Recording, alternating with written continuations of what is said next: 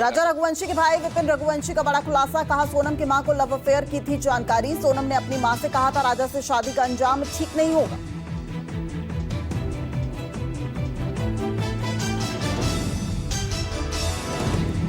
राजा की मां ने सोनम पर जताया शक, कहा मंगल दोष दूर करने के लिए सोनम ने करवाई राजा की हत्या।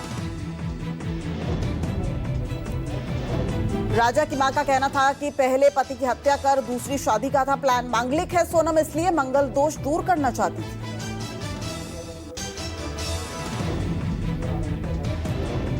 सोनम की पटना से लेकर निकली मेघालय पुलिस, पटना से फ्लाइट के जरिए गुवाहाटी के लिए हुए रवाना। सोनम को कोलकाता होते हुए गुवाहाटी जाएगी मेघालय पुलिस। गुवाहाटी के लिए 3:55 की है फ्लाइट।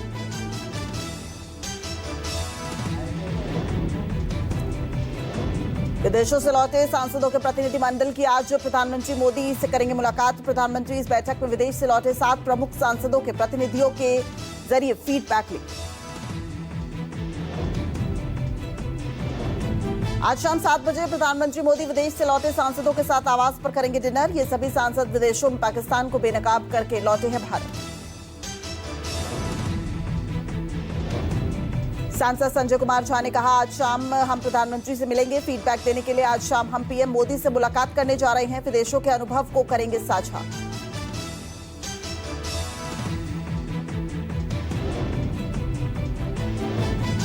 दिल्ली की मुख्यमंत्री रेखा गुप्ता ने प्रधानमंत्री नरेंद्र मोदी से की मुलाकात। कई मामलों पर हुई बातचीत।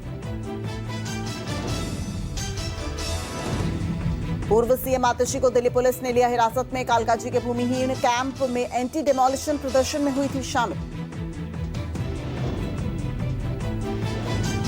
दिल्ली की पूर्व सीएम आतिशी ने कहा बीजेपी कल इन झुग्गियों को तोड़ने वाली है और मुझे आज जेल में लेकर जा रही है। रेखा गुप्ता को झुग्गी वालों की हाय लगेगी, बीजेपी कभी वापस नहीं आएगी। मोदी सरकार के 11 साल पूरे होने पर भाजपा नेता स्मृति ईरानी ने कहा सुशासन के 11 साल गरीबों के कल्याण, कृषि के कल्याण और महिला उत्थान को समर्पित रहे।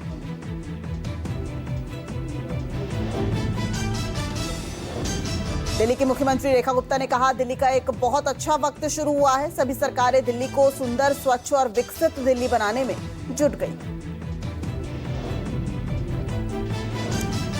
सीएम रेखा गुप्ता ने कहा कि 5 सालों में दिल्ली का चेहरा हो जाएगा काफी खूबसूरत। सब सोचेंगे कि दिल्ली के लिए जो निर्णय लिया वो बहुत अच्छा था। दिल्ली विकास के नए पथ पर चल पड़ी है।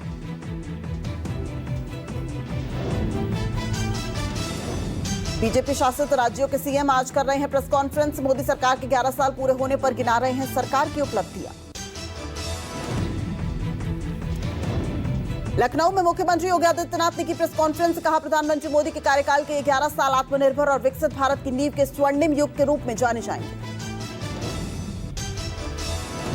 राजस्थान के सीएम भजनलाल शर्मा ने कार्यक्रम में हिस्सा लिया। प्रधानमंत्री नरेंद्र मोदी के नेतृत्व वाली एनडीए सरकार के 11 साल पूरे होने पर आयोजित किया गया था कार्यक्रम। दिल्ली के द्वारका इलाके में अपार्टमेंट में 6ठे फ्लोर पर लगी आग। 7वीं मंजिल से कूदे पिता और 2 बच्चों की मौत। आग लगने के बाद कूदे थे पिता और बच्चे। मल्टी स्टोरी बिल्डिंग की ऊपरी मंजिल में लगी थी आग। फ्लैट के अंदर फंस गए लोगों को बाहर निकाला गया। स्काईलिफ्ट के जरिए भी फंसे हुए लोगों को निकाला गया।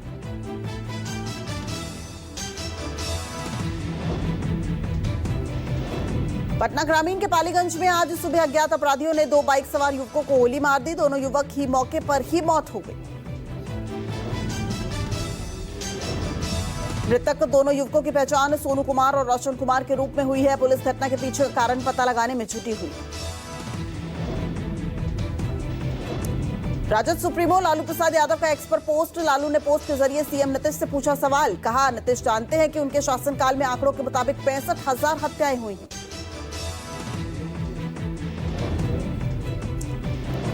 राज्यसभा में नेता विपक्ष और कांग्रेस प्रमुख मल्लिकार्जुन खड़गे ने पीएम मोदी को लिखा खत। लोकसभा में उपाध्यक्ष बनाने की पीएम से की मांग। खड़गे ने लिखा स्वतंत्र भारत के इतिहास में पहली बार यह पद लगातार 2 लोकसभा कार्यकालों से खाली है। 17वीं और 18वीं लोकसभा में खाली रहा है पद। महाराष्ट्र में लाडली बहन योजना में अपात्र लाभार्थियों की होगी छटनी। केंद्रीय प्रतिपक्ष कर बोर्ड ने महिलाओं से मांगी आयकर संबंधी जानकारी। महिलाओं की आयकर संबंधी जानकारी के लिए राज्य सरकार ने दी मंजूरी। राजस्थान के जैसलमेर से जासूसी के आरोप में गिरफ्तार शकूर खान को न्यायिक हिरासत में भेजा गया। जम्मू कश्मीर के कटरा पहुंचे नेशनल कॉन्फ्रेंस के प्रमुख फारूक अब्दुल्ला नौगाम रेलवे स्टेशन से वंदे भारत ट्रेन से माता वैष्णो देवी कटरा रेलवे स्टेशन पहुंचे। फारूक अब्दुल्ला ने कहा, जम्मू कश्मीर को पूरे देश से जोड़ने के लिए यह सबसे बड़ा तोहफा है। केरल के कोची में सिंगापुर के एक कंटेनर शिप में भयानक आग लग गई। चालक दल के 18 सदस्य लाइफ सेविंग राफ्ट पर सवार होकर जहाज से बाहर निकले। 4 लोग अभी भी लापता हैं। कोस्ट गार्ड की टीम चला रही है रेस्क्यू ऑपरेशन। लापता लोगों में 2 ताइवानी, एक इंडोनेशिया, एक म्यांमार का एक नागरिक शामिल है। इसके अलावा जहाज पर आग लगने से 5 लोग घायल हुए।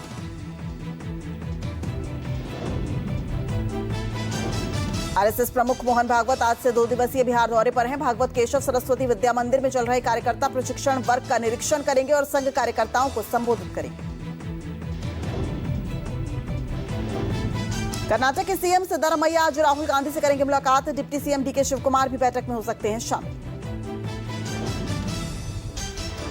मुंबई में 1 अगस्त को आदित्य ठाकरे करेंगे जनसभा। आगामी मुंबई महानगर पालिका चुनावों को देखते हुए कई सभाएं करेंगे आदित्य ठाकरे।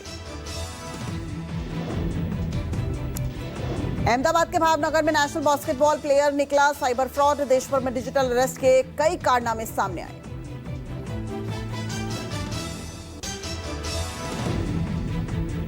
दिल्ली के विकासपुरी में कार से मिली लाश। पीवीआर के पास पार्क कार से बरामद हुई लाश। मृतक की पहचान चौखंडी के रहने वाले राकेश कुमार के तौर पर हुई है। पुलिस ने शव पोस्टमार्टम के लिए भेज दिया है।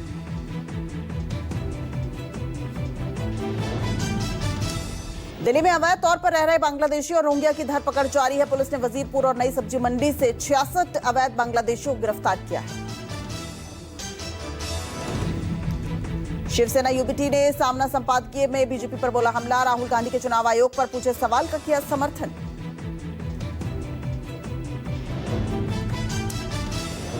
देश के उत्तरी राज्यों में भीषण गर्मी पड़ने से लोग बेहाल नजर आ रहे हैं। राजस्थान, हरियाणा, उत्तर प्रदेश, मध्य प्रदेश, दिल्ली और उड़ीसा समेत कई राज्यों में तापमान 45 डिग्री के पार पहुंच गया।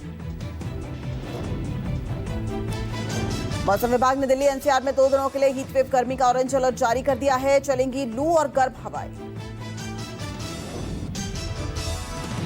दिल्ली में 700 के पार पहुंचा है कोरोना के एक्टिव मामले। एक दिन में बढ़े कोरोना के 42 मरीज। दिल्ली में अभी तक कोरोना के 7 मरीजों की हो चुकी है मौत। फिलहाल देश में कोरोना के कुल 6,451 सक्रिय मरीज हैं। हालांकि अभी तक 6,861 मरीज अभी ठीक हो चुके हैं। दिल्ली में बढ़ते मामलों से स्वास्थ्य विभाग को सतर्क। हाल ही में दिल्ली में एक दिन में 105 नए मामले दर्ज किए गए थे।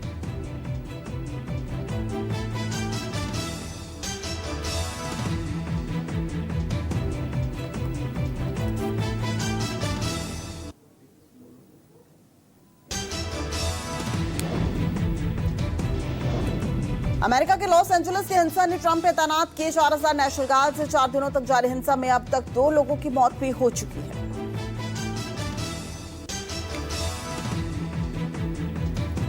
बांग्लादेश के ढाका पे प्रदर्शन पर रोक। यूनिस के सरकारी आवास सचिवालय के आसपास का एरिया सील किया गया। अंतरिम सरकार की मुश्किलें बढ़ी।